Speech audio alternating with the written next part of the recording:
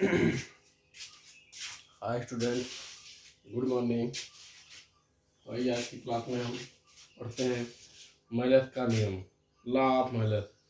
यानी जब पूर्णतया समतल ध्रुव प्रकाश किसी विश्लेषक पर, जब आपका कोई प्लेन पोलराइड लाइट किसी एनालाइजर पे आपतित कराया जाता है तो उसकी जो है उसकी जो तीव्रता होती है प्रकाश की, विश्लेषण के संचरण के तल तथा ध्रुवक के संचरण के तल के मध्य कोण की संख्या के अनुक्रमानुपाती होता है।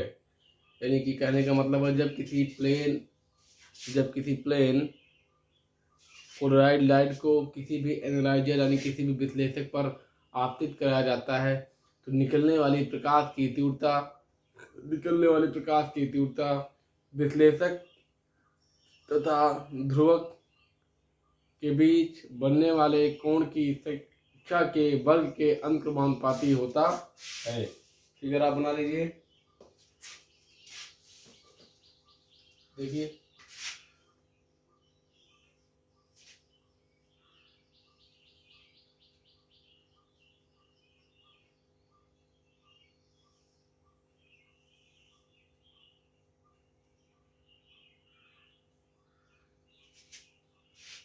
ये आपका हो गया विश्लेषक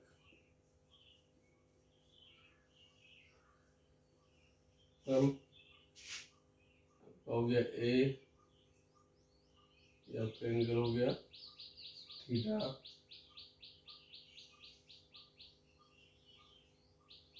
हो गया ए साइन थीटा, ये आपका हो गया। अब देखिए, मान लीजिए ये आपका विश्लेषक तल है, ठीक है, और ये आपका क्या है, ये आपका ध्रुवक तल है। ये आपका विश्लेषक तल है, ये आपका ध्रुवक तल है। दोनों के बीच जो एंगल है, एंगल क्या है, एंगल ए है। तो ये आपका हो जाएगा ए cos थीटा और उधर क्या हो जाएगा ए sin थीटा, ठीक है। अब यहाँ पे क्या है, यहाँ पे जो आपका ए cos थीटा है ये विश्लेषक के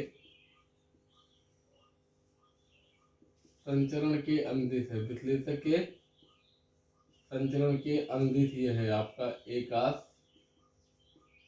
थीटा। और जो आपका ए साइन थीटा है, ए साइन थीटा आपका विश्लेषण के क्या है, विश्लेषक के संचरण के क्या है, लंबवत है। विश्लेषक के संचरण के लंबवत है। विश्लेषण के संचरण के लंबवत हो गया, विश्लेषण के संचरण के जो है समांतर हो गया। आई इक्वल टू आपका क्या होगा इसके अकॉर्डिंग, ए cos थीटा का होल स्क्वायर, ए cos थीटा का होल स्क्वायर। ये आपका है मॉलेस का नियम, यानी लॉ ऑफ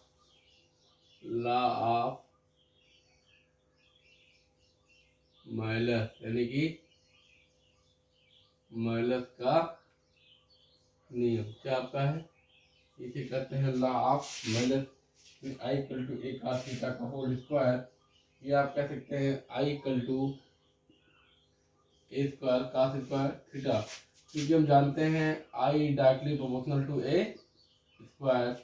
यहाँ पे हम लिख सकते हैं I directly proportional to I naught cos square theta.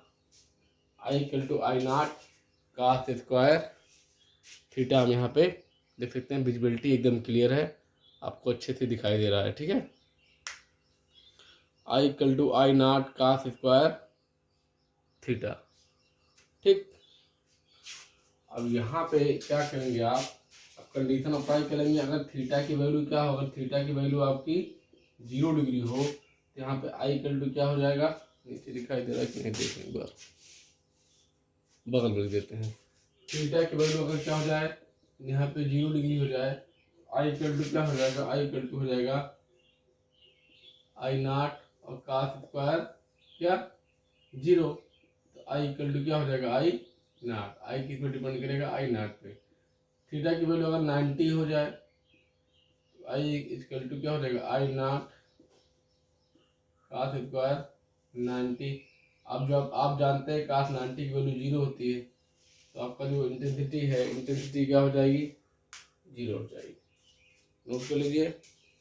इसके बाद आपका टॉपिक ख़त्म होता है, कुछ न्यूमेरिकल्स हम डिस्कस करेंगे इसके बाद, ठीक है। आइए न्यूमेरिकल सॉल्व करते हैं। विजिबिलिटी आई थिंक आपको एकदम क्लियर है, एकदम साफ साफ दिख रहा है। नोट करिए।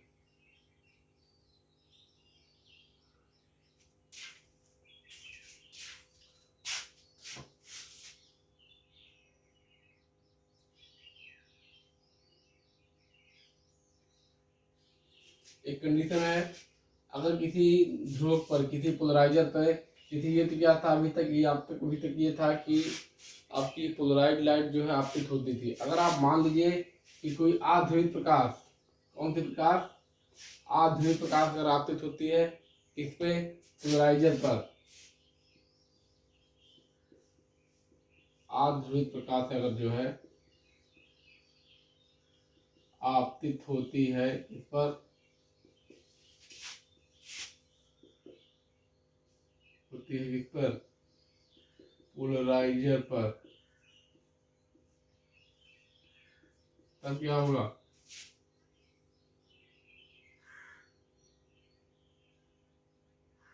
कंडीशन आपको हो जाएगा I equal to half I nought, यानी कि जो तीव्रता होगी प्रकाश की तीव्रता की क्या हो जाएगी, जस्ट हाफ हो जाएगा, ठीक है। अब कुछ न्यूमेरिकल हम डिस्कस करते हैं। इसका न्यूमेरिकल बहुत इंपॉर्टेंट है, कठिन नहीं होता, आसानी होता है। न्यूमेरिकल सॉल्व करने का जो तरीका है, जो न्यूमेरिकल मुझे लिखना पड़ेगा, नहीं तो आप लोग को विजिबिलिटी क्लियर नहीं होगी। तो न्यूमेरिकल में लिखता हूँ और सॉल्व करता हूँ। कम से कम 4-5 न्यूमेरिकल तो रहेंगे ही। चलिए पहला लिखता हूँ।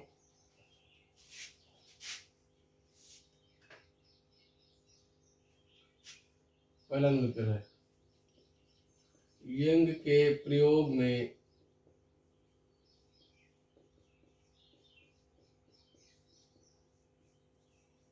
दो प्लेटों के बीच की दूरी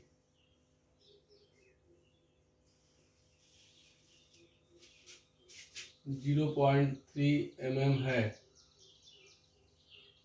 0.3 mm है।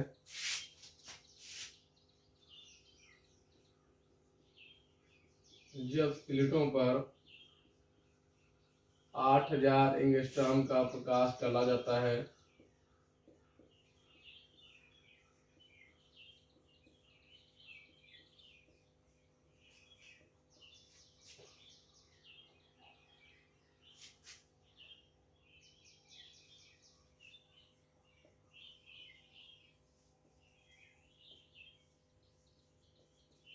तो प्लेटों से 1.5 मीटर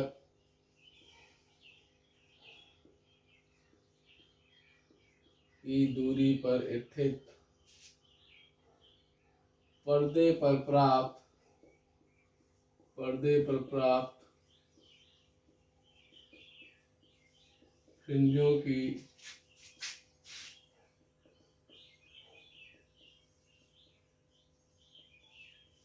चौड़ाई ज्ञात कीजिए। एक बार विजिबिलिटी आप लोग देख लीजिए, क्लियर है कि नहीं, एकदम साफ दिख रहा है। और आप देखना चाहेंगे तो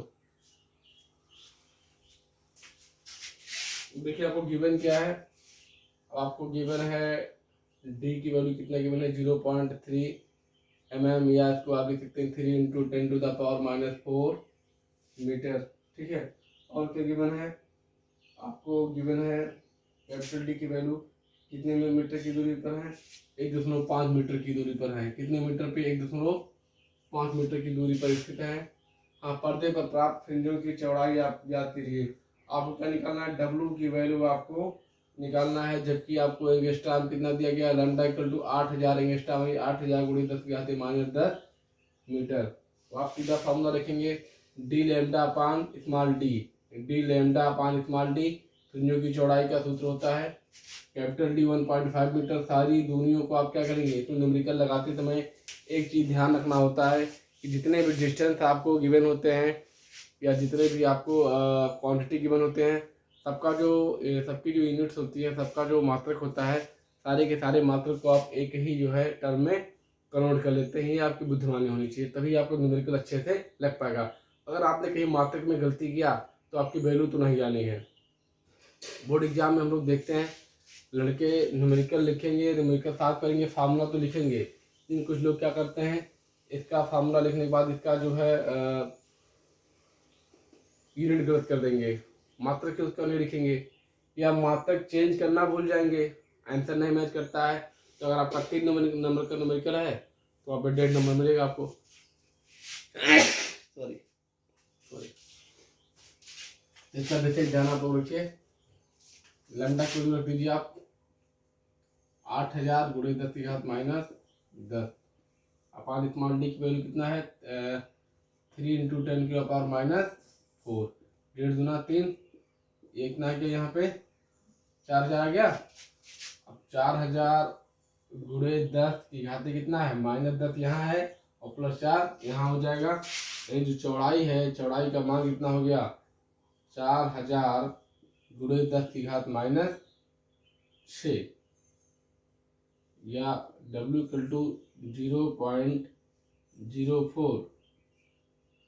0.04 क्या मीटर। ये क्या हो गया, ये हो गया आपका चौड़ाई 0.04 मीटर। इसको आप 4 सेंटीमीटर भी बोल सकते हैं।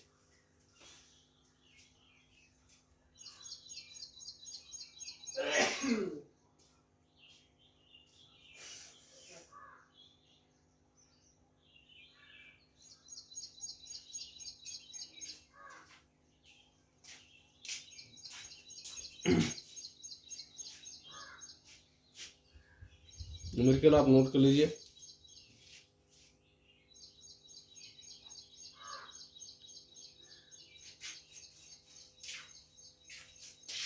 इसी न्यूमेरिकल नोट करते जाइए, हम लोग आगे बढ़ते चलेंगे। अगला न्यूमेरिकल की तरफ चलते हैं।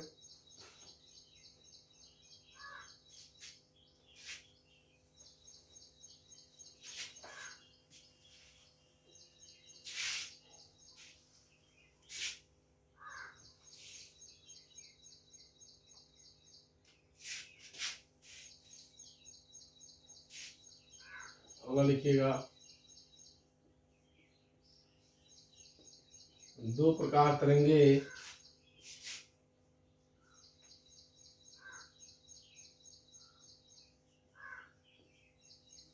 जिनकी तीव्रताओं का अनुपात 2 प्रकार तरंगे जिनकी तीव्रताओं का अनुपात 9:4 है, 9:4 है, व्यतिकरण उत्पन्न करती हैं, व्यतिकरण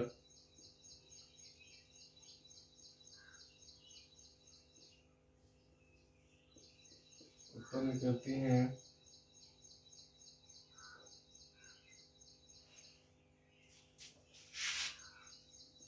दीप्त तथा अदीप्त फ्रिंजों की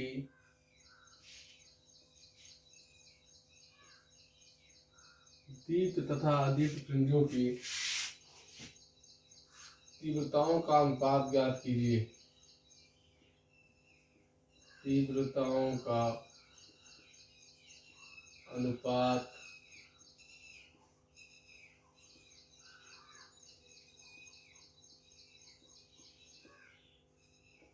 ज्ञात कीजिए।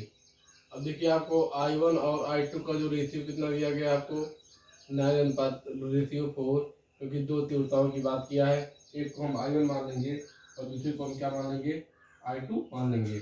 आप जानते हैं कि जो I डायरेक्टली प्रोपोर्शनल टू क्या होता है A स्क्वायर होता है। तो यहाँ से हम कह सकते हैं I1 upon I2 equal to क्या A1 square into A2 square equal to कितना दिया गया 9:4 दिया गया है। तो हम A1 और रेशियो A2 का अनुपात कितना निकाल लेंगे, यहाँ से 3 × 9 और 2 × 4, 3:2 हम निकाल लेंगे। या हम ये कह सकते हैं A2 इक्वल टू क्या A2 इक्वल टू आपका हो जाएगा 2/3 और A1। अगर इसमें हम संबंध निकालेंगे क्योंकि हम क्या लिखेंगे यहाँ पे A1 अनुपात A2 इक्वल टू लिखेंगे हम 3/2। तो यहाँ से हम निकाल सकते हैं A2 की वैल्यू 2/3 A1। अब आपको अगर दीप्त की फ्रिंज की निकालनी है तीव्रता, तो आप जानते हैं दीप्त फ्रिंज की अगर आप तीव्रता निकालते हैं, दीप्त यानी कि dark fringes, intensity of dark fringes, तो आपका क्या हो जाएगा A1 प्लस A2 का होल स्क्वायर। आई मैक्सिमम की जो आप वैल्यू निकालेंगे A1 प्लस A2 का होल स्क्वायर, यहाँ पे क्या हो जाएगा A1 प्लस A2 का आपका होल स्क्वायर।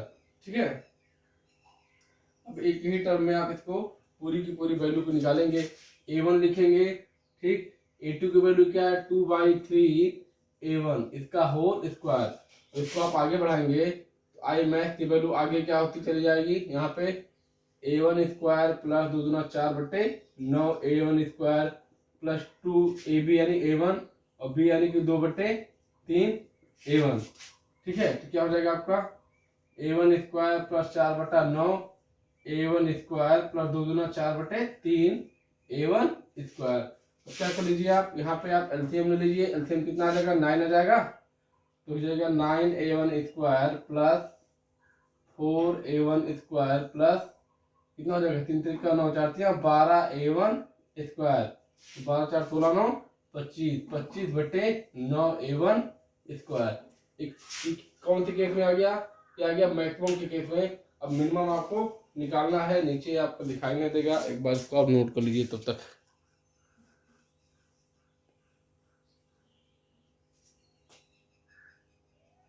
चलिए लिखने की कोशिश करता हूँ। अब यहाँ पे आप क्या निकालेंगे, अब आपका मैक्सिमम निकल गया, अब आप क्या निकालेंगे, अब मिनिमम निकालेंगे। इसी टर्म में आप क्या निकालेंगे, मिनिमम आप निकालेंगे।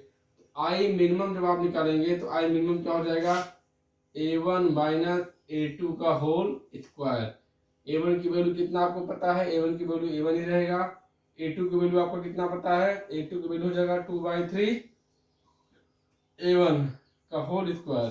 सेम फॉर्मूला यहाँ भी A square plus B square minus 2 into A into B। आपका क्या हो जाएगा A1 square plus 4/9 A1 square minus 4/3 A1 square. ठीक है, यहाँ पे आपका हो जाएगा 9 और 9 A1 square plus 4 A1 square minus 3 3 का 9 4 12 A1 स्क्वायर। 9 4 13 13 में से 12 गया, कितना बचा, एक बचा, 1/9 A1 स्क्वायर। ठीक है, 1/9 A1 square.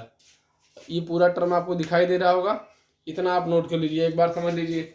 I1 ratio I2 आपको कितना दिया गया 9:4 दिया गया है। आप जानते हैं जो तीव्रता होती है वो उसके आयाम के अनुक्रमानुपाती, आयाम के वर्ग के अनुक्रमानुपाती होती है। तो I1 अपान I2 की आप लिख सकते हैं A1 square upon A2 square या 9:4, या A1/A2 आप 3/2 लिख सकते हैं क्योंकि A1:A2 आपका 3/2 आ रहा है।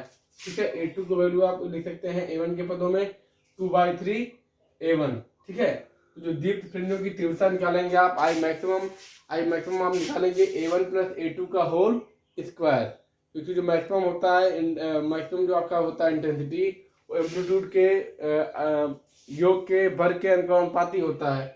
A1 प्लस A2 का होल स्क्वायर कर देंगे। अब A1 A2 को आप A1 के पदों में निकाल लिए हैं, इसको आप सॉल्व करेंगे तो क्या आ जाएगा आपका 25/9 A1 स्क्वायर।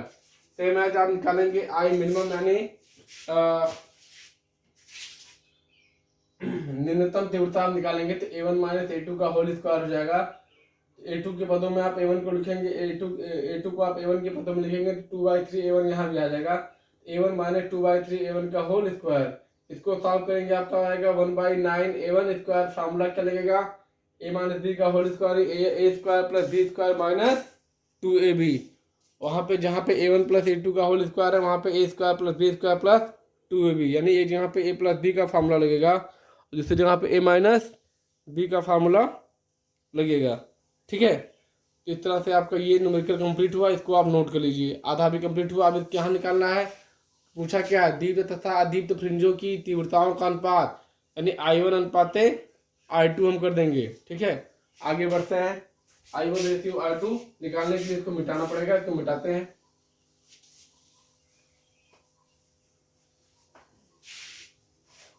I1 रेशियो आप I2 निकालेंगे,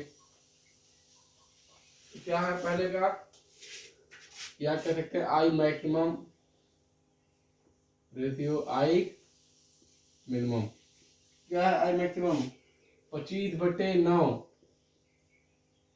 A1 स्क्वायर डिवाइडेड बाई क्या है, 1/9 A1 स्क्वायर। तो 25/9 हो जाएगा, इंटू 9/1 हो जाएगा। तो 25:1 हो गया। अब I मैक्सिमम और I मिनिमम का जो रेशियो है कितना हो गया, 25 रेशियो है, 25:1 हो गया। ये अधिकतम और न्यूनतम तीव्रताओं का अनुपात हो गया। ठीक है, बहुत ही अच्छा न्यूमेरिकल है, एग्जाम में पूछा जाता है, नोट कर लीजिए इसको।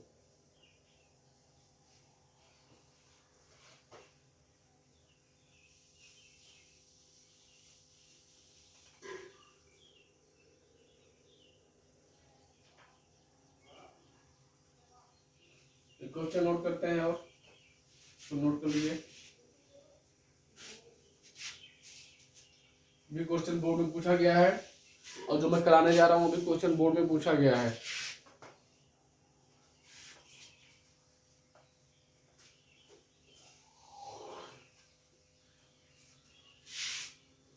चलिए, इसको आप कर लेंगे, आसान है।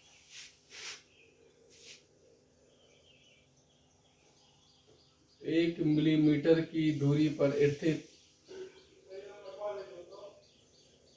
1 मिलीमीटर की दूरी पर स्थित दो समांतर पतली झिल्ली को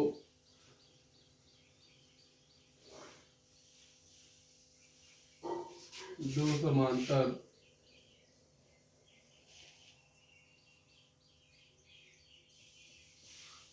पतली झिल्ली को एक वर्णीय प्रकाश से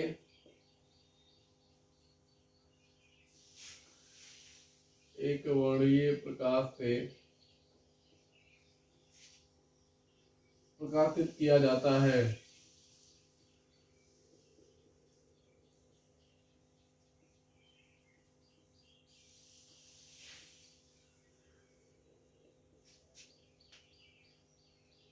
एक 150 सेंटीमीटर दूरी पर स्थित पर्दे पर 150 सेंटीमीटर दूरी पर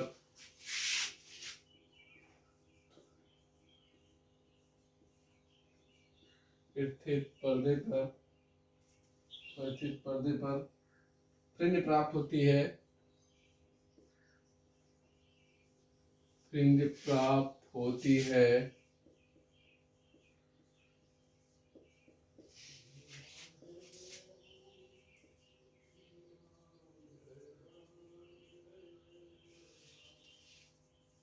जिनकी मध्य दूरी 0.7 मिलीमीटर है।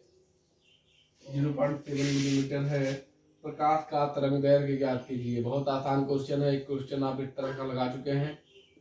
प्रकाश का तरंग दैर्घ्य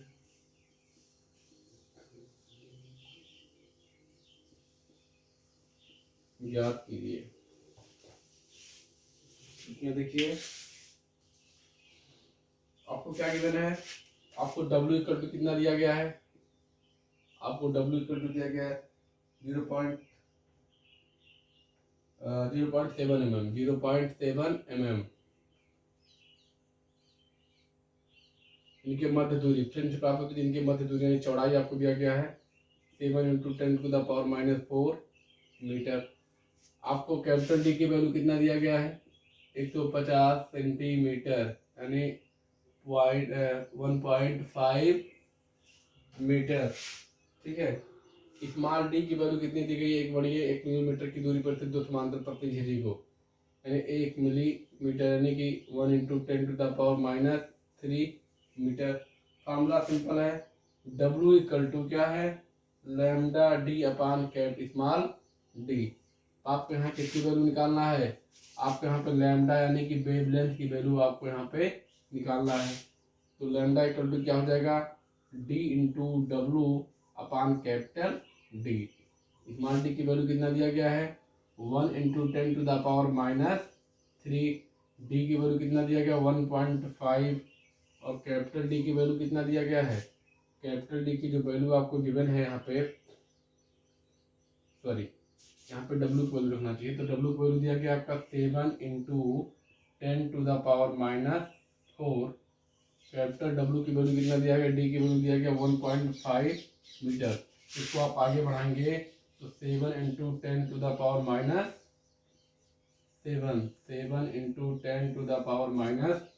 10⁻⁷ यहाँ पे क्या हो जाएगा, 1.5 हो जाएगा। ये आप कह सकते हैं आप यहाँ पे कि 70 × 10⁻⁸ बटे क्या हो जाएगा, 15। ठीक है, इसको डिवाइड करेंगे, 15 चौके 60 और 15 छक्के 90, 15 छक्के 90, 15 छक्के 90। यानी लैम्डा की जो वैल्यू आएगी 4.67 × 10⁻⁸ मीटर। ये हो गया इसका वेवलेंथ। क्या हो गया, वेवलेंथ। क्वेश्चन इजी है क्योंकि इस तरह के क्वेश्चन इसके पहले आप एक लगा चुके हैं। ठीक है, चलिए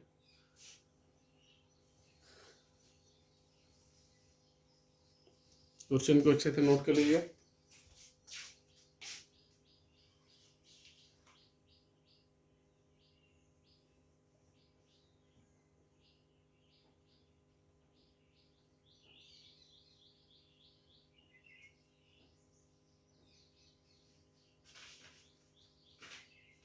बहुत आसान क्वेश्चन एक आपका है। यदि शून्य फ्रिंज की तीव्रता I0 है तो जब एक फ्लूइड को ढक दिया जाता है, I में संबंध ज्ञात कीजिए। ठीक है, I में संबंध ज्ञात कीजिए।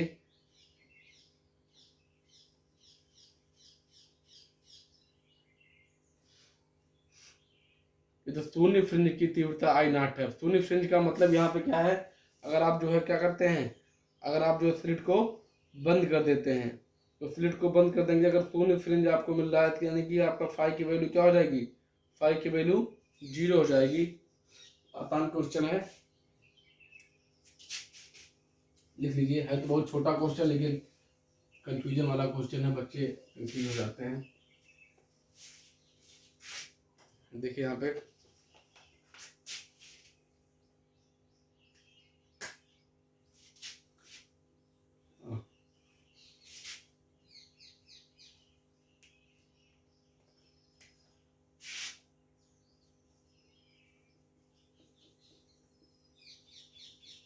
यदि शून्य फ्रिंज की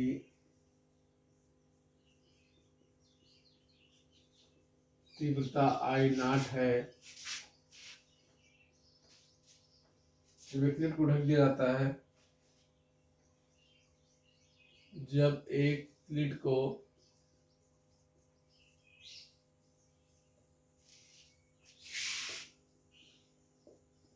ढक दिया जाता है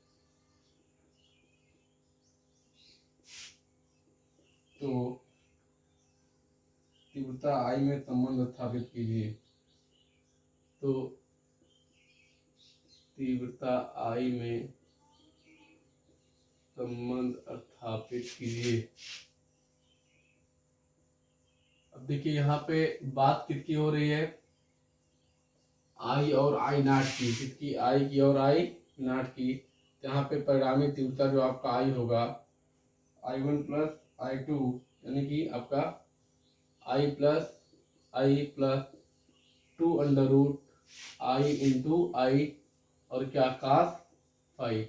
यहाँ पे फिर क्या रहा है, परिणामी तीव्रता जो ढक दी जाती है, तो इसका मतलब क्या हुआ कि पर्दे पर शून्य फ्रिंज प्राप्त होगा। और पर्दे पर शून्य फ्रिंज प्राप्त होगा, इसका मतलब उनका जो कलांतर है, उनका जो फेज डिफरेंस है वो क्या होगा, उनका जो फेज डिफरेंस है वो जीरो हो जाएगा। यहाँ पे आई नॉट इक्वल टू हो जाएगा आपका आई प्लस आई क्या हो जाएगा 2i हो जाएगा प्लस 2i इंटू आई क्या हो जाएगा आई स्क्वायर हो जाएगा इंटू कास जीरो। अब कास जीरो का मान कितना होता है आप जानते हैं, कास जीरो का मान 1 होता है। तो 2i प्लस 2i स्क्वायर का क्या हो जाएगा आई हो जाएगा और कास जीरो का मान 1 हो जाएगा। आई नॉट इक्वल टू क्या हो जाएगा 4i, यानी जो तीव्रता होगा वो कितनी हो जाएगी 4 गुनी हो जाएगी। तीव्रता क्या हो जाएगी 4 गुनी हो जाएगी। ठीक है, आई नॉट इक्वल टू 4i, ये आपका संबंध हो गया। और कोई क्वेश्चन देखिए कोई छूटने ना पाए। हाँ एक क्वेश्चन और है, ये भी सिंपल ही है।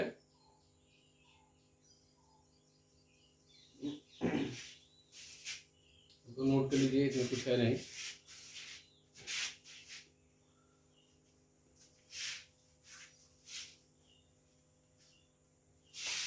के बाद देखते हैं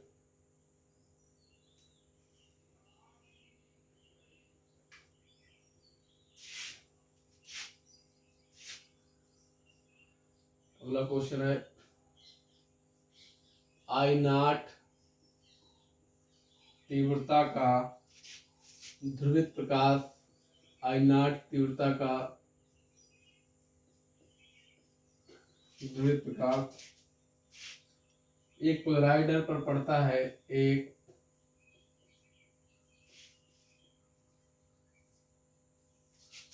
पोलराइड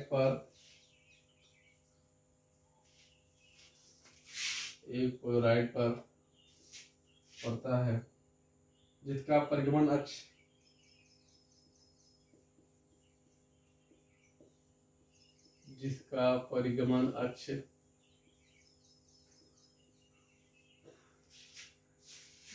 धोखा दे रहा है।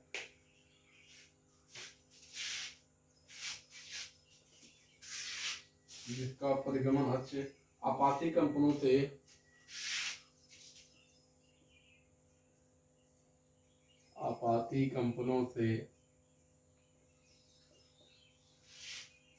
30 डिग्री का कोण बनाती है। 30 डिग्री का कोण बनाती है। पोलराइड से निर्गत प्रकाश की तीव्रता ज्ञात कीजिए। पोलराइड से निर्गत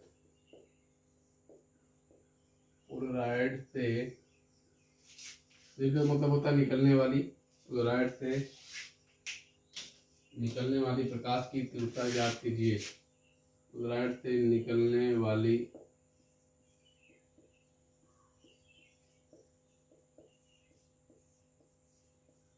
प्रकाश की तीव्रता ज्ञात कीजिए। न्यूमेरिकल लिखना मजबूरी इसलिए मेरी है क्योंकि अगर नहीं लिखेंगे तो आप क्वेश्चन समझ नहीं पाएंगे, कहीं समझ में ही नहीं आया। यानी कि I equal to I naught cos square theta, I equal to I naught cos square theta. Theta equal to कितना दिया गया है 30 डिग्री, तो कास 30 की वैल्यू कितनी होती है √3/2। आई इक्वल टू क्या हो जाएगा आई नॉट और क्या √3/2 का होल स्क्वायर। आई की वैल्यू क्या हो जाएगा 3/4 आई नॉट। क्वेश्चन देखने में बहुत सिंपल था लेकिन बेटा फार्मूला बहुत लड़कों को याद नहीं रहता है। ठीक है, अब के बाद एक न्यूमेरिकल आया था एक क्वेश्चन पेपर में, E equal to h nu वाला न्यूमेरिकल। ठीक है, E equal to h nu, जहाँ पे आपको प्लांक कांस्टेंट एच की वैल्यू एच का जो है आपको क्या निकालना था, एच का आपको विमेय सूत्र निकालना था। बता देते हैं, इसको पढ़ चुके हैं लेकिन बता देते हैं, इसको आप पिछले सेमेस्टर में पढ़ चुके हैं। अभी की वैल्यू क्या होती है, ये आपका ई का विमेय सूत्र क्या होगा, ये आपका ऊर्जा है। तो ऊर्जा क्या होता है कार्य ऊर्जा है, यानी mL/T-2 इसका हो जाएगा। न्यू आपका फ्रिक्वेंसी है, इसका हो जाएगा T⁻⁻1। ठीक है, ये फाइनली क्या रहेगा mL/T⁻⁻1। इतना सा विमेय सूत्र निकालना था। ये 2 नंबर के क्वेश्चन था। कितने का था 2 नंबर का। लेकिन लड़के मार इसी में इतना गलती किए हैं कि पूरी क्लास में अगर 60 बच्चे थे, मैं देखा हूँ 3-4 लड़के सही कर पाए हैं। तो आप लोग फार्मूले पे ध्यान नहीं देते हैं, छोटी छोटी चीज़ों पे ध्यान नहीं देते, इसलिए गलत हो जाता है। खैर, को नोट करिए आप लोग।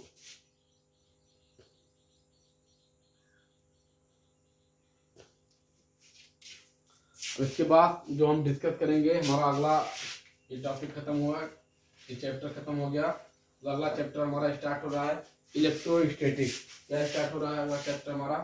इलेक्ट्रोस्टैटिक। इसके बारे में आज जान लीजिए थोड़ा सा। टाइम खत्म हो रहा है लेकिन जान लीजिए।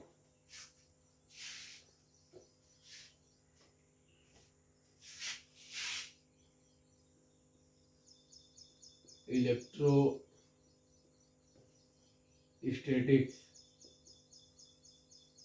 यानी स्थिर वैद्युत की, वैद्युत स्थिति,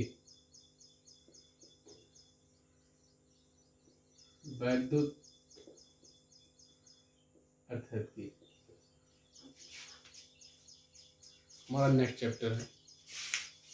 अगर हम डेली लाइफ की बात करें तो जैसे इस समय रेनी सीजन आने वाला है, या मान सकते हैं आ गया है, तो आप देखते होंगे कि जैसे बादलों की गड़गड़ाहट होती है, उसके पहले एक लाइट आपका क्रिएट होता है।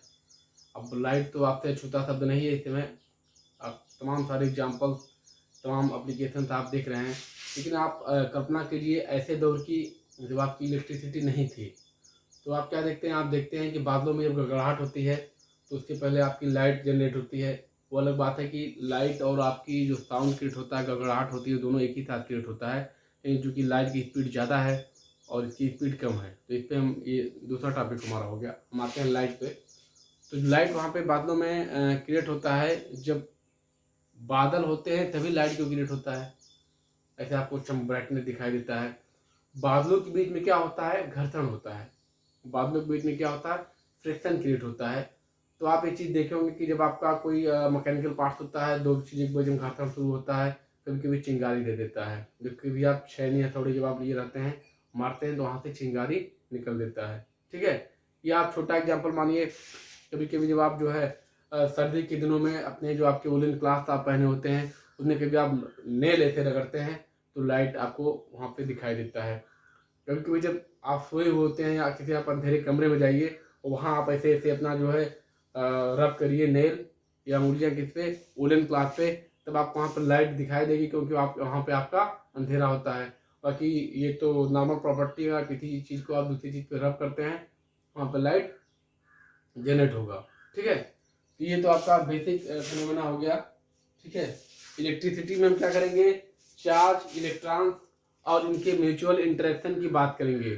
चार्ज, इलेक्ट्रॉन्स और इनके म्यूचुअल इंटरेक्शन का हम बात करेंगे इलेक्ट्रिसिटी में। ठीक है, आगे आपको मैं चार्ज के बारे में बताने वाला हूँ, लेकिन जान लीजिए कि इलेक्ट्रिसिटी आपका एक हाइपोथेटिकल बना। इसको बना, इसको सबसे पहले जो है थेल्स ने, एक आपके यूनानी साइंटिस्ट थे थेल्स, उन्होंने स्टडी इस पे किया। उन्होंने स्टडी ये किया इस पे कि एक हाइपोथेटिकल मीडियम इन्होंने लिया, एक हाइपोथेटिकल इन्होंने वस्तु लिया, एम्बर, AMBER, एम्बर।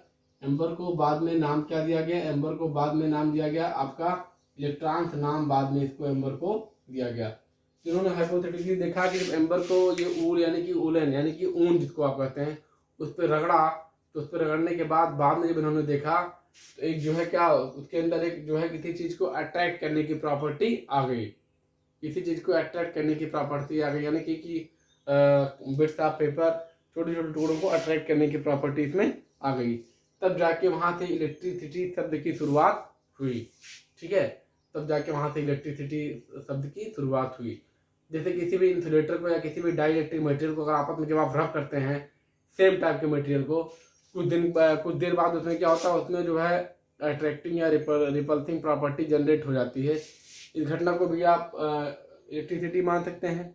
जैसे आपने देखा होगा जब आप कभी अपने सूखे बालों को कंघी करते हैं, खूब देर तक आप कंघी करिए या कंघी से ऐसे रगड़िए बालों को, तो रगड़ने के पश्चात क्या होता है, कंघी को आप बिट्स ऑफ पेपर के पास ले जाएंगे तो पेपर आपका क्या हो जाता है? चिपक जाता है।